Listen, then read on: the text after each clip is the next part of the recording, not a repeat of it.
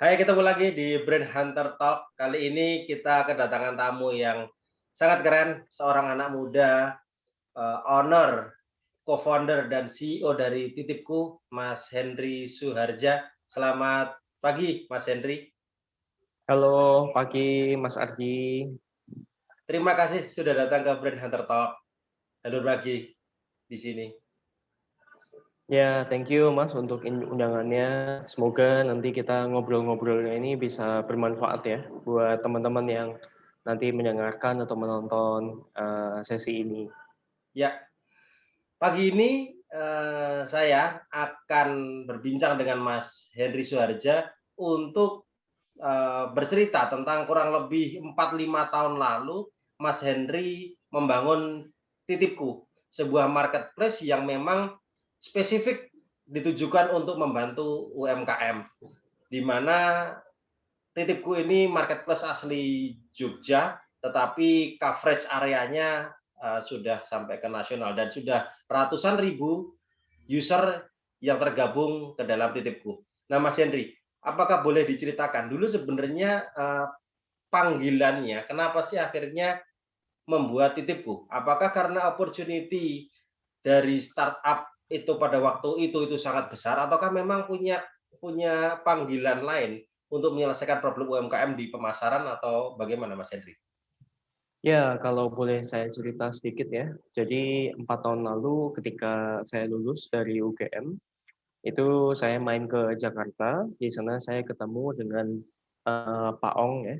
Nah, beliau ini punya ide untuk bantu UMKM gitu. Dalam kaitannya itu dengan bank. Nah, karena beliau itu background-nya itu direktur bank. Nah, jadi cita-citanya beliau itu bagaimana bank itu selama ini itu belum bisa banyak membantu UMKM. Nah, harapannya dengan UMKM ini bisa kita approach untuk masuk ke digital. Nah, nanti akan banyak UKM itu yang bisa dapat akses perbankan lebih banyak. Nah, itu salah satu ide dasarnya. Ya, Nah, akhirnya singkat cerita, saya join dengan beliau, kami jadi partner. Saya balik ke Jogja, lalu mulai bentuk tim, bentuk kantor di Jogja. Nah, kalau titipku sendiri, itu memang kita menyelesaikan masalah di mana UMKM yang konvensional, contohnya pedagang kaki lima, industri rumah tangga, toko-toko kecil, pedagang pasar, dan sebagainya, mereka itu gimana caranya bisa dengan gampang itu masuk digital. Nah, masuk digital ini artinya apa? Terutama untuk dua hal. Dalam hal marketing, satu. Yang kedua dalam hal distribusi. Karena fungsinya Titipku ini kan sebagai aplikasi atau platform untuk marketplace ya. Jadi untuk ya, kita bantu pemilik UKM itu nggak perlu pusing tentang marketingnya, tentang pemasarannya, tapi kita bantu mereka go digital dengan gratis, tanpa ada komisi, tanpa ada biaya, lalu kita promosikan produknya mereka yang tadinya hanya bisa dikenal atau dibeli oleh tetangga sekitar atau warga sekitarnya, sekarang bisa menjangkau yang lebih luas lagi daerahnya. Nah, ya, itu untuk dalam hal marketingnya. Yang kedua, pemilik UKM itu seringkali kesulitan. Mungkin sudah pernah dapat pesanan dalam jarak yang cukup jauh, mungkin berapa puluh kilometer dari tempat tinggalnya, atau mungkin sampai daerah lain gitu ya. ya. Nah, hadirnya Titipku itu untuk membantu itu. Jadi, Oke. kita itu bantu dalam hal distribusi dengan adanya user-user yang menjadi jasa titip atau kami panggilnya itu jatiper. Nah, begitu. Jatiper ya? Jadi ya, benar. Jadi, fungsinya Titipku ini kenapa kami hadir untuk UMKM, karena kami melihat UKM konvensional itu di Indonesia itu ada puluhan juta, 60 juta lebih. Tapi sayangnya yang bisa go digital atau sudah masuk di platform digital yang sudah besar aja baru di angka belasan persen dari 60 juta lebih itu. Nah, jadi di sini kita melihat, oh ini ada gap yang besar di Ya. UKM Indonesia. Jadi itu yang jadi concern kami dalam hal marketing, terutama marketing digital. Yang kedua dalam hal distribusinya gitu. Jadi ini dua hal ini saling melengkapi. Ya. Kalau seandainya pemiliknya bisa kirim sejauh-jauhnya dia mau kirim gitu ya, tapi sayangnya nggak ada yang kenal produknya, tentu tetap tidak terjadi penjualan. Ya, Sebaliknya, marketingnya udah bagus, sampai luas sampai kemana-mana, tapi kesulitan pengirimannya, ya akhirnya nggak jadi juga orang beli, ya, gitu. Jadi marketing dan distribusi secara online, begitu Mas online Andi. ya. Oke, Mas Henry, kan sekarang kita tahu anak-anak muda itu seneng yang berbau tech gitu kan, semuanya ada tech-technya itu. Nah, Mas Henry sendiri kan juga masih sangat muda gitu. Tetapi kenapa akhirnya eh, tergiur atau terpanggil untuk kan pedagang kaki lima kan yang ada di titipku itu juga tanda kutip kalau anak-anak muda pada umumnya itu kan nggak pride gitu kan. Ada es cendol. Kemarin kita pernah lihat di titipku juga ada pedagang bubur ayam di pinggir jalan, pedagang nanas. Tetapi ternyata dengan titipku ini orang-orang itu banyak sekali terbantu dan sekarang udah berapa ratus ribu yang jadi usernya titipku? Usernya udah 170.000, usernya 170.000 170.000. dengan waktu yang cukup singkat ya, 4 tahun Iya. dia bisa 170.000. Nah, kenapa Mas Henry akhirnya kok mau ngopeni gitu, mau ngopeni yang dirasa tidak pride bagi anak-anak muda. Dan ini kan sebenarnya titikku ini semi konvensional dan semi apa ya startup gitu kan Iya, digital. benar. Nah itu akhirnya gimana tuh ada model bisnis yang cukup unik tapi itu bisa solve the problem dari UMKM itu sendiri. Itu gimana? Cenayangnya gimana tuh waktu itu Mas Henry? Ya, jadi, kalau kami flashback ya, dulu Ya, waktu awal itu kita ada perasaan, pesimis juga. Apakah anak-anak muda itu mau bantu UMKM, gitu kan. ya, Karena yang bisa pakai platform aplikasi itu kebanyakan tuh anak-anak muda. Sementara pemilik UMKM kan, sebagian besar sudah berusia cukup lanjut dan mungkin sebagian besar tidak punya smartphone, seandainya punya pun mungkin tidak paham caranya pakai untuk dalam hal bisnis. ya, Jadi solusinya dari Titikku ini, platformnya kami itu dipakai anak-anak muda untuk bantu UKM itu bisa go digital, ya kan. Anak muda download aplikasi Titipku, keluar dari rumah, dia lihat, oh ada tetangga jualan bakso, nah dia tinggal ya, foto, dia review, dia posting. ya, Dengan cara itu, satu anak muda sudah bantu satu UKM go digital dengan cepat, gitu. ya. Nah, kalau pemilik UKM-nya sudah mengerti online, dia bisa download sendiri, dia bisa masukkan, bisa jualan sendiri. Ya, Nah, dulu awalnya kami pesimis terus terang ya, tapi ternyata hasilnya nggak disangka-sangka bahwa dalam waktu yang singkat, waktu itu 40.000 anak-anak muda se-Indonesia pakai ya, aplikasi Titipku, bantu lebih dari 100.000 UMKM untuk go digital.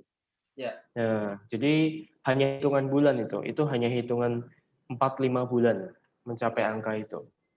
Jadi Wah, kesimpulannya, anak muda Indonesia itu tetap peduli, tetap care dengan para pemilik UMKM, ya, gitu. Itu kesimpulannya.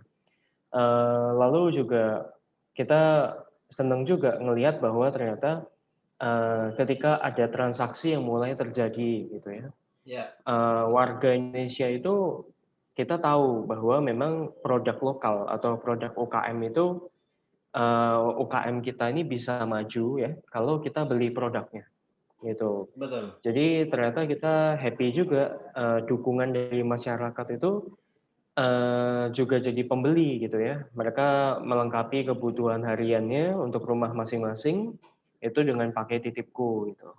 Ya, Nah, di sana kita happy ngelihat, oh UKM ini tambah maju karena produknya itu tambah laris, begitu. ya. Oke. Berarti sebenarnya titipku ini kan memang hadir itu tidak hanya sekedar untuk eksis gitu, tapi dia memang bisa menyelesaikan problem yang ya problem dari dulu UMKM kan hanya dua sebenarnya. Kalau nggak pendanaan dia ada di pemasaran kan. Salah satunya yang di solve sama titipku itu di pemasaran gitu. Nah, kalau boleh sedikit sharing kepada teman-teman Mas Henry, itu UMKM itu sebenarnya selama ini berkecimpung di dunia UMKM dan 170.000 kebanyakan UMKM itu penyakitnya atau yang memang PR terbesar dari UMKM itu apa sih Mas Henry? Sebenarnya ya, kalau kita ngomong UMKM itu kan ngomong suatu bisnis secara keseluruhan ya, Ya, gitu. Faktor-faktor di dalam bisnis itu kan saling menunjang. ya, Ada marketing, ada operasional, ada keuangan, ya, lalu ada produknya itu sendiri, gitu. Nah, tentu tiap UKM ini ada yang keunggulan dan kelemahannya masing-masing.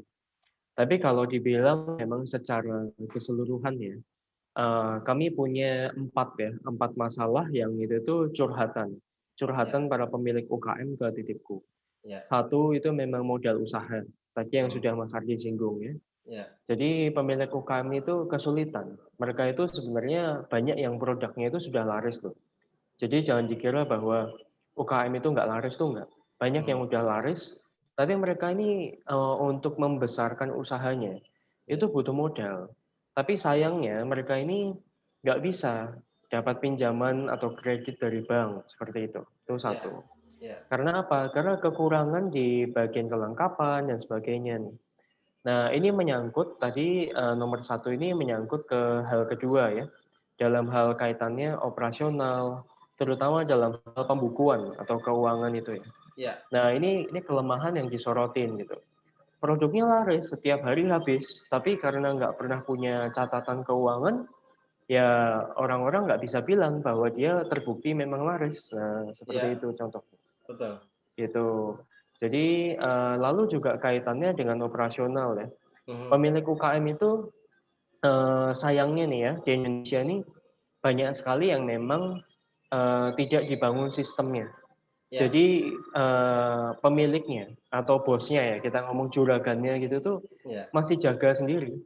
Jadi ya, betul. mulai contohnya jualan soto ya, Mhm, dari awal belanja bahan, sampai persiapan bahan, masaknya, jualannya, terus sampai dorong gerobaknya sendiri masih dirinya sendiri gitu ya. iya, betul, Cuci betul. piring masih dia juga gitu. Ya ini yang, kita tahu kenapa kok yang nggak berkembang-berkembang ya gitu. Ya, Nah ini kalau ditarik lebih ke belakang lagi, kita tarik lebih dalam, nah kemungkinan ada hal di dalam mindset-nya. Nih mindset oke. yang masih harus dibenahi ya.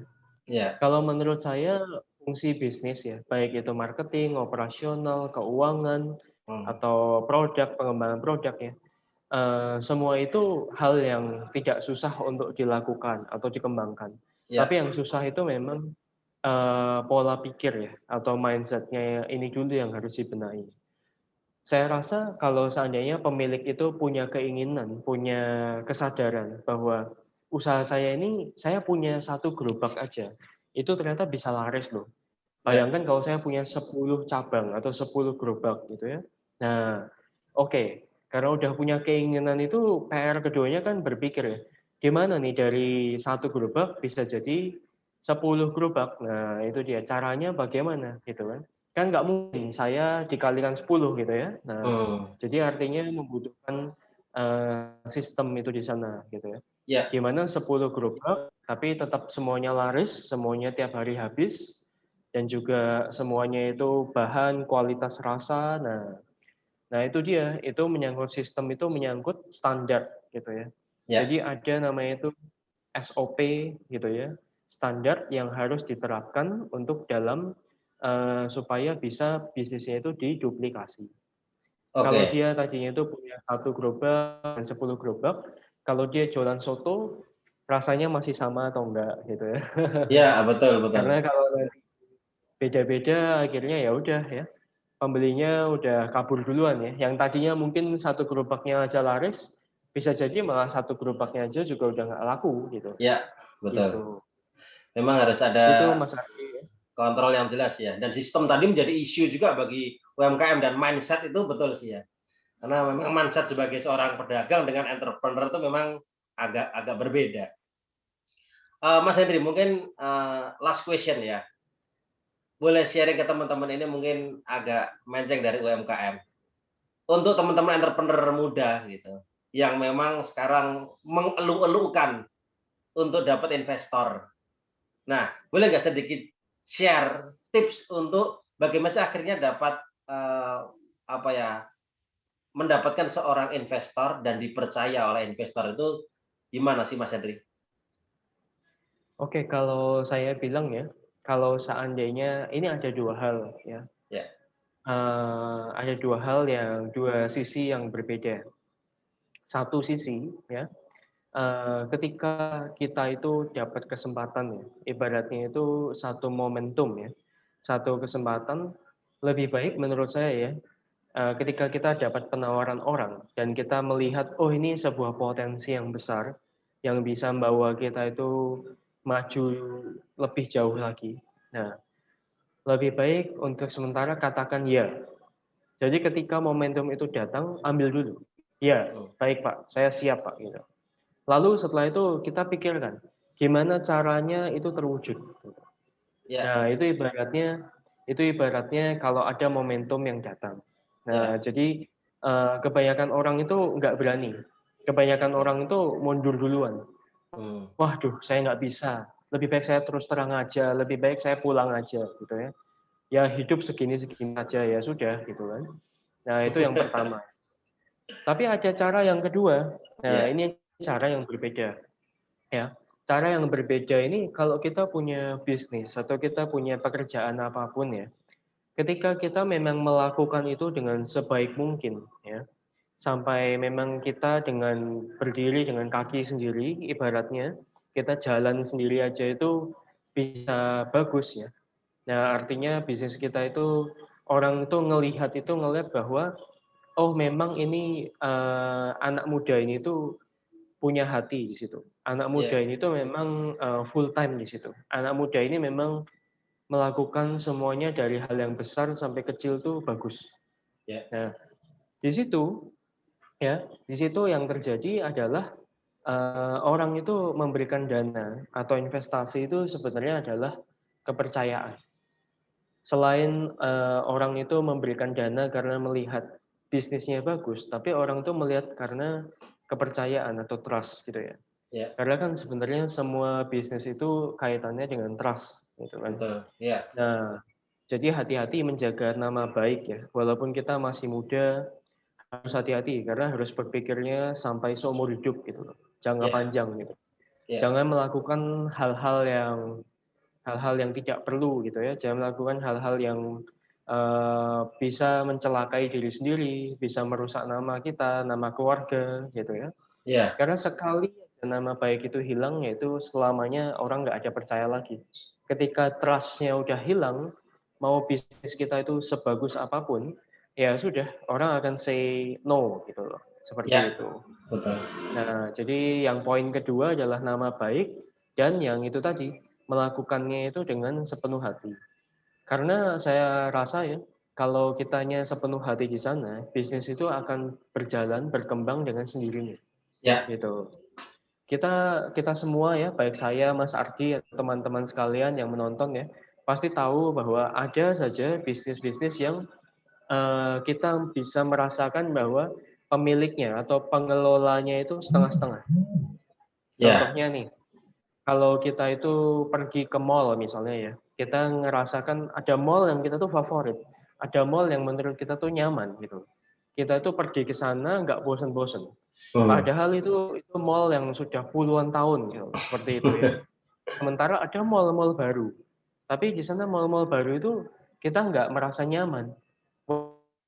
Tokonya modern, padahal semuanya itu baru, semuanya itu mengkilap gitu ya. ya, Tapi itu merasakan bahwa kok orang nggak nyaman ya di sini gitu loh. Karena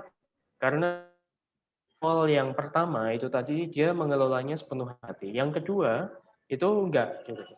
ya, Nah, dia hanya memperlakukan itu sebagai anggapannya itu, sumber pemasukan atau mungkin mesin uang menurut dia gitu ya. ya, iya betul, Tapi, kalau kita sebagai pengusaha atau anak muda yang harap diingat adalah bisnis ini kan maraton.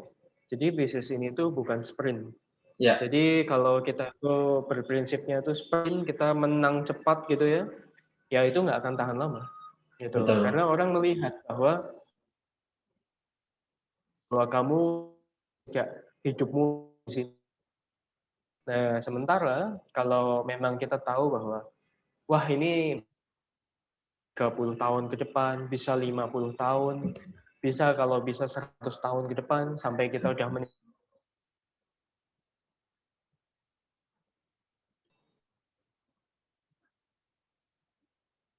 berani itu ada di situ. Itu kesimpulannya ya untuk teman-teman anak-anak muda yang mau dapat dana investasi atau investor ya, jalankan aja bisnisnya sepenuh hati, jaga nama baik diri sendiri dan keluarga tentunya, Ya, lalu tentu mengerjakannya itu sebaik mungkin gitu. Dan ya, ketika nanti momentumnya datang, ketika ada orang datang, oke, ambil dulu gitu ya. ya, Soal nanti kita bisa atau enggak harus bisa. Nah, tinggal mikir caranya gimana. Begitu. ya. Saya senang sih sama anak muda kayak Mas Henry. Memang udah cukup lama kenal dan spiritnya itu dan mindsetnya memang cukup cukup liar tanda kutip dan cukup berani. Thank you Mas Henry. Ya, Tadi ada beberapa part yang kepotong di akhir karena sinyal, tapi nggak apa-apa. Esensinya mungkin kita semua udah dapat. Thank you. Sukses selalu buat titipku di sela-sela waktu di Jakarta. Ini Mas Henry di Jakarta. Jadi Mas Henry di Jakarta, saya di Jogja. Kalau ke Jogja pasti sering ngobrol atau saya ke Jakarta sering ketemu Mas Henry. Thank you ya. Mas Henry. Thank Sukses you selalu. Mas Ardi. Sukses Thank selalu you buat teman-teman titipku. semuanya. Sehat selalu. Ya, Ya, sama-sama. Thank you. terima kasih. Mari. Yo.